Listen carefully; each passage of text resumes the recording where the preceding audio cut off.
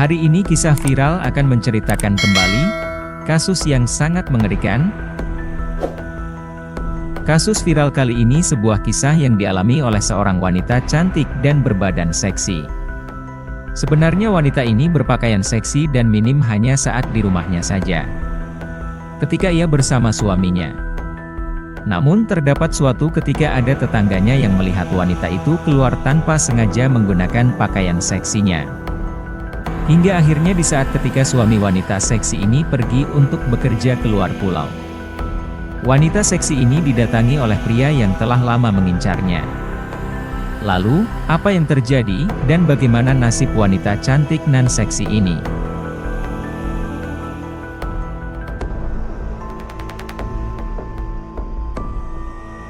Mau tahu motifnya apa? Kenapa bisa terjadi? Tonton video ini sampai selesai, agar tidak terjadi kesalahpahaman pada kisah ini. Buat saudaraku semua, yang suka dengan cerita dari kisah viral, tolong di-subscribe, like, komen, dan share. Karena semuanya gratis, gak ada ruginya. Agar saya lebih semangat, dan bisa terus memberikan informasi, dan kisah viral setiap harinya.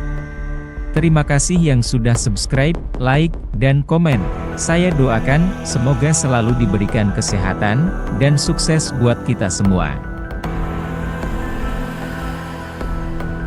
Maraknya kasus pembunuhan yang terjadi akhir-akhir ini, membuat semua orang harus lebih berhati-hati, dan waspada. Inilah kisah viral yang akan kami ceritakan.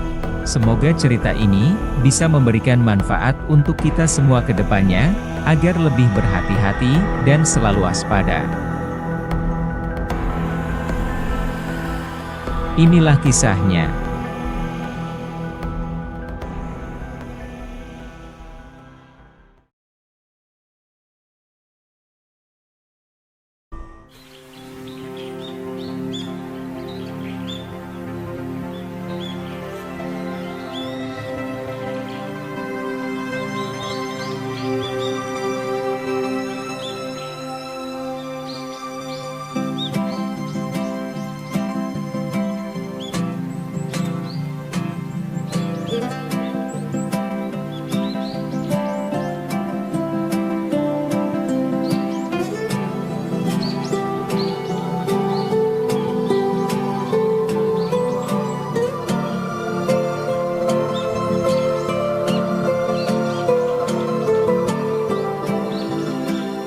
Kisah viral kali ini datang dari Desa Rinbesihat, Nusa Tenggara Timur.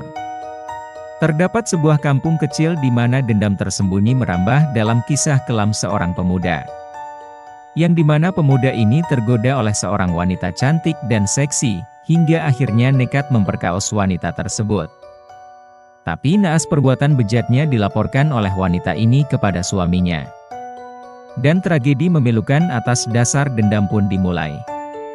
Di mana terdapat seorang pemuda bernama Zakarias Bauk Nahak, atau yang lebih akrab disapa Zaki. Pria ini berusia 22 tahun. Ia tinggal bersama keluarganya di Desa Rinbesihat, Kecamatan Tasifeto Barat Belu, Nusa Tenggara Timur. Menurut pendapat para tetangganya, Zaki dikenal sebagai seorang pemuda yang ceria dan gemar berkumpul di lingkungan kampungnya. Namun, beberapa warga juga menganggapnya sebagai pemuda yang suka bersikap berlebihan dan merasa pandai di lingkungannya. Beberapa orang bahkan menyebutkan bahwa, saat Zaki sedang berkumpul dengan teman-temannya, dia sering menggoda perempuan yang lewat di depannya. Hal ini menjadi perhatian masyarakat sekitar, karena tindakan seperti itu dianggap kurang sopan. Tentu kita memang memiliki banyak tetangga yang tinggal berdampingan di wilayah kita. Dan Zaki sendiri diketahui memiliki seorang tetangga bernama Petrus Kansius Moruk yang akrab dipanggil Petrus. Petrus yang berusia 28 tahun tinggal bersama istrinya yang sangat dicintainya di sebuah rumah, yang hanya beberapa langkah tidak jauh dari rumah Zaki. Dalam pandangan Zaki dan tetangga sekitar, sang istri Petrus dianggap sebagai sosok wanita yang cantik dan seksi. Pandangan itu bermula di saat wanita ini masih remaja dan belum menikah, karena wanita ini sering memakai pakaian minimnya keluar rumah. Namun, ketika sudah menikah dengan Petrus, wanita ini jarang sekali keluar rumah dan hanya berani keluar saat bersama suaminya Petrus. Sang istri sangat menghormati suaminya, yang dimana suaminya ini sangat pekerja keras dan bertanggung jawab terhadap keluarganya. Juga memiliki sifat penyayang dan perhatian terhadap hal-hal kecil di rumahnya. Namun keadaan yang mulanya baik-baik saja seketika semua berubah dengan adanya sebuah kejadian mengerikan yang terjadi. Tepatnya sekitar tahun 2018, pada waktu itu Zaki tiba-tiba muncul, dan menyelinap ke rumah tempat tinggal Petrus. Sayangnya pada saat itu hanya terdapat istri Petrus. Sang istri sedang berada seorang diri di rumah, karena Petrus sedang pergi ke Kalimantan mencari penghasilan tambahan untuk memenuhi kebutuhan hidup sang istri tercintanya. Kedatangan Zaki ke rumah tersebut ternyata dengan niat yang tidak baik. Karena niat jahatnya itu secara diam-diam sudah lama ia rencanakan, yaitu untuk melakukan pemerkosaan terhadap istri tetangganya sendiri. Malam itu Zaki masuk ke dalam rumah tetangganya Petrus, dengan menodongkan sebilah pisau kepada istri Petrus. Selain itu dia mengancam wanita tersebut untuk memenuhi hasrat seksualnya. Zaki bahkan mengatakan bahwa jika wanita tersebut menolak, dia tidak ragu untuk menghilangkan nyawanya. Istri Petrus pun merasa ketakutan dengan ancaman-ancaman dari Zaki. Sehingga akhirnya menuruti permintaan tidak senonoh tersebut.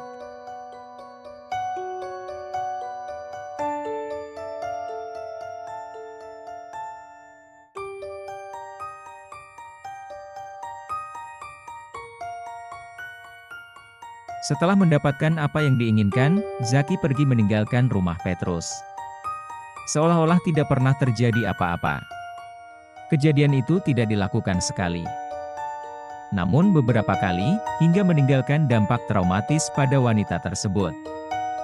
Singkatnya setelah merantau ke Kalimantan selama beberapa tahun, Petrus akhirnya kembali ke kampung halamannya. Ketika sang suami pulang, istri Petrus pun langsung menceritakan pengalaman mengerikan yang dialaminya, di mana dia diancam dengan sebilah pisau dan disuruh untuk melayani nafsu bejat tetangganya yang bernama Zaki. Petrus sangat marah dan sakit hati setelah mendengar pengakuan istrinya tersebut. Maka ia mulai menyusun rencana balas dendam terhadap Zaki. Pada tanggal 9 Maret tahun 2020, sekitar jam setengah 12 malam, Zaki dan seorang temannya pergi membeli rokok menggunakan sepeda motor milik Zaki. Mereka menuju wilayah Dusun dan Leo Desarin Besihat. Namun karena kios yang dituju sudah tutup, Zaki dan temannya memutuskan untuk pergi ke tempat lain. Sesampainya di tempat tersebut tanpa Zaki sadari ternyata Petrus, suami dari wanita yang pernah dipaksa melayani hasrat seksual oleh Zaki, sudah berada di tempat bar tersebut. Petrus tidak sendirian melainkan bersama dengan teman-temannya yang sudah beberapa hari menunggu kedatangan Zaki untuk membalas dendam. Melihat Zaki tiba-tiba datang, Petrus segera mendekati tetangganya itu. Dia langsung memberikan teguran kepada Zaki mengenai masalah hubungan intim yang pernah terjadi dengan istrinya. Tujuannya Petrus adalah untuk menyelesaikan permasalahan ini dan menuntut pertanggungjawaban dari Zaki atas apa yang sudah ia perbuat kepada istrinya. Setelah itu Zaki meminta Petrus untuk berbicara secara pribadi di bawah pohon mangga yang kebetulan berjarak sekitar 10 meter dari tempat tersebut. Setelah Zaki tiba di bawah pohon mangga, secara tiba-tiba dan tidak terduga dari arah belakang, Petrus sudah membawa sebilah parang berukuran 41 cm. Merasa sakit hati, Petrus langsung menghabisi Zaki dengan parang tersebut. Membuat Zaki jatuh tersungkur tanpa daya. Dalam keadaan seperti itu Petrus terus menyabetkan parangnya sekali lagi, kali ini tepat di bagian leher Zaki, sehingga leher itu nyaris terputus dari tubuhnya. Kejadian ini menjadi aksi balas dendam yang dramatis dan mengerikan dari Petrus terhadap perbuatan Zaki. Akhirnya karena kehabisan nafas, Zaki pun tewas di tempat kejadian. Atas kejadian tewasnya Zaki karena balas dendam Petrus, di saat itu, di lokasi ini ternyata terdapat teman-temannya Zaki dan Petrus. Lalu beberapa orang temannya dari Zaki dan Petrus sempat menjadi saksi mata. Menurut beberapa orang termasuk teman-teman Zaki yang sebelumnya mengantarnya untuk membeli rokok. Menurut saksi mata tersebut dengan jelas melihat bahwa Petrus membacok Zaki di depan mata mereka sendiri. Setelah merasa dendamnya telah terbalaskan dan puas dengan tindakannya, Petrus memutuskan untuk melarikan diri ke daerah Lurasik, Kabupaten Timur Tengah Utara. Keputusan ini diambil Petrus setelah melakukan aksi balas dendam yang dramatis terhadap Zaki. Seorang saksi mata yang menyaksikan kejadian segera meminta pertolongan dari warga sekitar. Para warga langsung melaporkan pembunuhan tersebut ke Polres setempat. Setelah menerima laporan, aparat kepolisian segera merespon dan menuju ke tempat kejadian untuk melakukan evakuasi dan penyelidikan. Setibanya di lokasi, jenazah Zaki dievakuasi ke Rumah Sakit Marianum untuk diotopsi.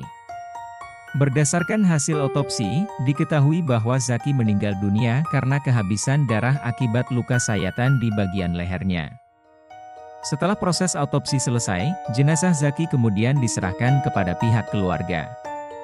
Aparat kepolisian juga berjanji kepada pihak keluarga Zaki akan segera menangkap pelaku pembunuhan ini dalam jangka waktu secepat mungkin. Sesuai dengan komitmen mereka untuk menegakkan keadilan. Pihak berwajib yang menangani kasus ini segera menginterogasi beberapa rekan dari korban yang sebelumnya pergi bersama dengan Zaki. Menurut seorang saksi mata, ia sempat melihat Zaki sedang berbincang-bincang dengan seorang pria bernama Petrus di sebuah tempat bar. Namun, setelah berbincang keduanya langsung pergi dari tempat tersebut menuju ke pohon mangga yang jaraknya sekitar 10 menit dari tempat bar. Berdasarkan informasi tersebut, aparat kepolisian bertindak cepat untuk melakukan pengejaran terhadap Petrus dan mengumpulkan informasi lebih lanjut guna mengungkap kejadian ini secara menyeluruh. Pemeriksaan terhadap saksi-saksi dan jejak-jejak di tempat kejadian menjadi langkah awal dalam proses penyelidikan kasus ini. 3 jam setelah mendapatkan keterangan tersebut, aparat gabungan dari Kepolisian Sektor Tasiveto Barat dan tim Buru Sergap dari Polres Belu berhasil menangkap Petrus. Ia langsung digiring menuju ke Polres Belu untuk penyelidikan lebih lanjut. Saat proses penangkapan, aparat kepolisian juga berhasil mengamankan barang bukti berupa sebilah parang yang digunakan untuk mengakhiri nyawa korban. Dalam proses interogasi, Petrus mengaku menyimpan dendam terhadap Zaki. Karena Zaki telah memperkaos istrinya sekitar 2 tahun yang lalu, saat dirinya sedang merantau. Petrus mengungkapkan bahwa ia merasa puas setelah menghabisi nyawa Zaki, dan siap menjalani hukuman yang menantinya, demi kehormatan keluarganya atas perbuatan Zaki. Petrus dijerat dengan pasal 340 Undang-Undang Hukum Pidana tentang menghilangkan nyawa secara berencana, dengan subsidiar pasal 338 Undang-Undang Hukum Pidana, tentang menghabisi nyawa orang. Sidang perdana untuk kasus ini digelar di Pengadilan Negeri Atambua, dan majelis hakim menyatakan bahwa Petrus Canisius Morok bersalah, karena telah melakukan tindak pidana, penghabisan nyawa terhadap Zakarias Bouknahak. Kasus ini akan terus diproses sesuai dengan prosedur hukum yang berlaku. Vonis hukuman penjara selama 18 tahun bagi pelaku Petrus Canisius Morok menjadi tindakan hukum yang menunjukkan adanya keputusan dan pertanggungjawaban atas perbuatannya. Pendapat mengenai keadilan vonis ini dapat bervariasi, tergantung pada perspektif masing-masing individu. Beberapa orang mungkin berpendapat bahwa vonis ini adil sebagai bentuk hukuman yang sebanding dengan perbuatan yang dilakukan oleh pelaku. Sementara yang lain mungkin merasa bahwa hukuman tersebut terlalu ringan atau terlalu berat. Penting untuk diingat bahwa keadilan adalah prinsip yang kompleks, dan dapat dipengaruhi oleh banyak faktor. Proses hukum yang dilalui termasuk pembuktian di pengadilan. Peran hakim dan beberapa pertimbangan hukum lainnya, memainkan peran kunci dalam menentukan vonis. Bagaimana menurut pendapat kalian mengenai kasus ini? Silahkan tuangkan pendapat kalian di kolom komentar, kita bisa berdiskusi atas kejadian ini. Semoga kisah ini dapat menjadi pembelajaran bagi semua orang, untuk lebih waspada dan berhati-hati terhadap potensi kejahatan di luar sana, bahkan dari orang terdekat. tetaplah mengedepankan keselamatan dan keamanan dalam kehidupan sehari-hari. Itulah kasus yang belum lama ini terjadi, sungguh bejat dan tak berperikamanusiaan. Semoga atas kisah yang sudah kisah viral sampaikan ini, menjadi pelajaran untuk kita semua. Bagi semua sahabat kisah viral, teruslah waspada dari hal-hal yang tidak baik. Jagalah semua saudara, kerabat, keluarga kalian yang berharga, dari kejahatnya orang-orang yang ada di luar sana. Tetaplah waspada dan berhati-hati, karena kejahatan bisa muncul dimanapun dan kapanpun. Semoga kita semua selalu dalam lindungan Allah, dan dijauhkan dari orang-orang yang jahat. Sehat selalu buat kita semua, sampai bertemu lagi di cerita kisah viral selanjutnya.